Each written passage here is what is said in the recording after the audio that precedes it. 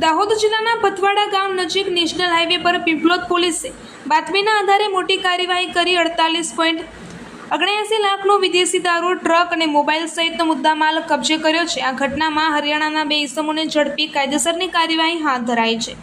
જિલ્લા પોલીસ અધિક્ષક રવિરાજસિંહ જડેજાના દારૂબંધીના કડક અમલના નિર્દેશ મુજબ તથા નાયબ પોલીસ અધિક્ષક શ્રી AK ગ્લાસવાના માર્ગદર્શન હેઠળ પીપલોદ પોલીસ સ્ટેશનના police sub inspector GP Rathwa staff સાથે પેટ્રોલિંગ અને વાહન ચેકિંગમાં હતા। તે દરમિયાન મળેલી ચોક્કસ બાતમીના આધારે બંધ બોડીવાળો ટાટા ટ્રક TN12L 6330 રોકી તપાસ કરતા અંદરથી 481 પેટીઓ ભરેલી 18,012 બોટલ ભારતીય બનાવટનો વિદેશી દારૂ મળી આવ્યો હતો।